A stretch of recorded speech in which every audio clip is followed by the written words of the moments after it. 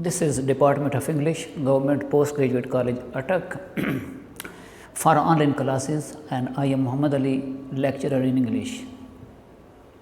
This online class is for English Part 1. This is Paper 3 and Novel 1. Types of novel. We are discussing various types of novel. So, it is continuation of my previous lecture, and this is second part of my presentation. These are the novels that are included in the syllabus: Pride and Prejudice, A Tale of Two Cities, The Return of the Native, Adam Bede, Barchester Towers. Now, let us discuss sentimental novel. The term sentimental in its mid 18th century usage signified refined, polished or elevated, sublime and lofty feeling, and it is in this sense that it must be understood in Lawrence Stern's Sentimental Journey. Sentimental Journey is the name of novel that was written in 1768. Sentimental novel is a form of fiction popular in 18th century England.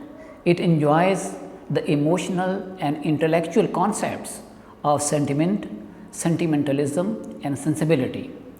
Sentimental novel depended upon emotional response of readers as well as characters. Sentimental novel dealt with the distress or the suffering of virtuous or good and attempted to show that the sense of honor and moral behavior were justly rewarded. Samuel Richardson, who was from 1689 to 1761, he wrote Pamela in 1740. The other name for this novel is Virtue Rewarded. It is sentimental because it exhibits a passionate attachment between the sexes that rises above the merely physical. Now, let us discuss psychological novel. The psychological novel first appeared in 17th century France.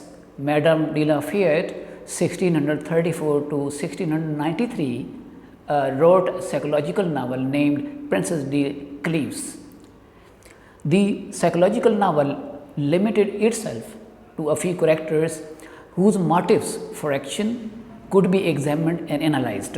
In England, during the Victorian age, George Eliot from 1819 to 1880 became its first great model and exponent or advocate. It has been assumed and supposed since then that the serious novelist's prime concern is the workings of the human mind. The word human mind is very important as far as this psychological novel is concerned, and hence much of the greatest fiction or imaginative work must be termed psychological. Dostoevsky, from 1821 to 1881, he was a Russian. He wrote a novel Crime and Punishment in 1866. That novel deals more with the soul of the murderer and less with the ethical or moral significance of the murder. In Anna Karenina, another Russian novel written by Leo Tolstoy, this novel was written in 1877, that presents a large-scale obsessive study of feminine psychology. The novels of Henry James from 1843 to 1916, are psychological in that the crucial events occur in the souls of the protagonist or main characters. George Eliot from 1819 to 1880 novels are psychological novels. The example is The Mail on the Floss that was written in 1860. Sigmund Freud from 1856 to 1939, an Austrian, presented his theories that are the source of the psychoanalytical novel. Sigmund Freud is known for his psychoanalysis theories, including the theories of id, ego and superego, Oedipus complex, repression or suppression and defense mechanism. Now let us discuss novel of manners. A novel of manners is work of fiction that recreates a social world. It conveys detailed observation of the customs and the values of a highly developed and complex society. The conventions and traditions of the society dominate the story. Characters are differentiated by the degree to which they measure up to the uniform standard or ideal of behavior or fall below it. The French novelist Honoré de Balzac, who was from 1799 to 1850, was a founder of literary realism, of which the novel of manners is a subgenre. For example, Le Lys dans la Vallée in 1835, in English it means the lily of the valley. Balzac's novels mirror the 19th century, dealing with the Parisian life, means the life in Paris, provincial life, private life, public life and military life. Henry James, who was from 1843 to 1916, was a notable writer of the novel of manners from the end of the 19th century into the 20th century. His novel, The Portrait of a Lady, that was written in 1881, it is an example of novel of manners. The scope of a novel of manners may be particular, as in the novels of Jane Austen. Jane Austen was from 1775 to 1817, and her novels deal with the domestic affairs of the English landed gentry of the 19th century. Now let us discuss romance novel. Romance novel, the term romance is also applied to a type of novel defined by Walter Scott. Walter Scott from 1771 to 1832. He said that romance novel is a fictitious narrative in prose or verse, the interest of which turns upon marvelous and uncommon incidents. A romance novel or romantic novel is a type of novel and a genre of fiction which places its primary focus on the relationship and romantic love between two people, and usually has an emotionally satisfying and optimistic or hopeful ending. There are many subgenres of the romance novel, including fantasy, historical romance and science fiction. Romance novels are read primarily by women, and romance novels also existed in ancient Greece. Romance novels can be found in the literary fiction of the 18th and 19th centuries, including Samuel Richardson's sentimental novel Pamela or Virtue Rewarded. This is also a romance novel. Similarly, Jane Austen is an important influence on romance genre fiction, and Pride and Prejudice, that was composed in 1813, has been called the best romance novel ever written. The Portrait of a Lady, that was written in 1881 by Henry James, is another example of romance novel. Romance novels have a tendency to be dismissed as a trashy, which makes readers feel like they need to hide the fact that they read them, or otherwise feel embarrassed that they enjoy reading them. According to the BBC, romance novels outsell science fiction, mystery and literary books. Now let us discuss autobiographical novel. An autobiographical novel is a form of novel using autofiction techniques, or the merging of autobiographical and fictive or created by imagination elements. The literary technique is distinguished from an autobiography or memoir or collection of memories by the stipulation or specification of being fiction of imagination. An autobiographical novel is partially fiction. The author does not ask the reader to expect the text to fulfill the autobiographical pact. Names and locations are often changed and events are recreated to make them more dramatic, but the story still bears a close resemblance to that of author's life. While the events of the author's life are narrated or recounted, there is no pretense or make-believe of exact truth. Events may be exaggerated or altered for artistic or thematic purposes. Novels that portray or describe settings or situations with which the author is familiar are not necessarily autobiographical. Neither are novels that include aspects drawn from author's life as minor plot details.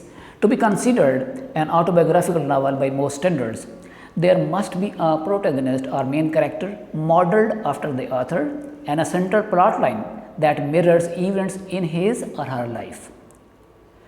Novels that do not fully meet these requirements, and if they are further distant from true events, they are sometimes called semi-autobiographical novels. Many novels about intense private experiences such as war, family conflict or sex are written as autobiographical novels. Examples are Robinson Crusoe, that was written in 1719 by Daniel Defoe. Daniel Defoe was from 1661 to 1731. Similarly, other novels, David Copperfield, that was written 1850, and Great Expectation, that was written in 1861 by Charles Dickens. Moreover, Childhood in 1852, Boyhood in 1854, Youth in 1856, they were written by Leo Tolstoy in Russia. The Mill on the Floors is written by George Eliot. Sons and Lovers is written by D. H. Lawrence. D. H. Lawrence was from 1885 to 1930. So, these novels are the examples of autobiographical novels. Further examples are A Portrait of the Artist as a Young Man, that was written in 1916 by James Joyce. James Joyce was from 1882 to 1941.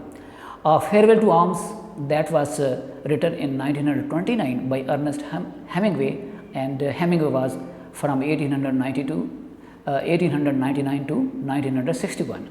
The Bell Jar, that was written in 1963 by Sylvia Plath, and Sylvia Plath was from 1932 to 1963.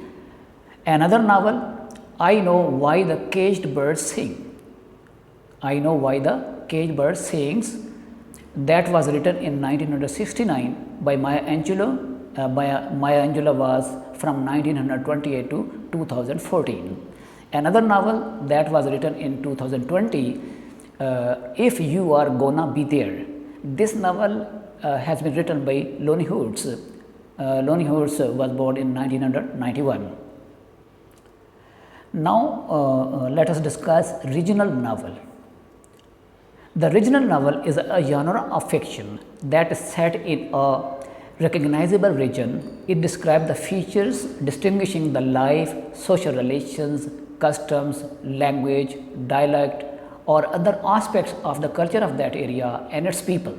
The setting is particularly important in regional novel because it focuses on specific features such as dialect, custom, history and landscape of a particular region, also called local color, that is likely to be rural and provincial. Thomas Hardy from 1840 to 1928, his novels can be described as regional because of the way he makes use of these elements in relation to a part of the west of England that he names Wessex. On the other hand, it seems much less appropriate to describe Charles Dickens. Charles Dickens was from 1812 to 1870 as a regional novelist of London and the south of England. The regional novel is generally seen as originating with Maria Edgeworth. Edgeworth was from 1768 to 1849 due to her novels The Double Disguise and similarly Walter Scott, who was from 1771 to 1832, but their regions are hardly comparable to Hardy's Wessex. The term has also been used in the past disapprovingly, especially with regard to women writers, as a synonym for manor writing. So, regional novelist means manor writer. Other writers that have been characterized as regional novelists are the Bronte sisters, Charlotte 1816 to 1855, Emily 1818 to 1848. From the West Yorkshire, Sir Walter Scott did for Highlands and Hardy for Wessex. Thank you very much.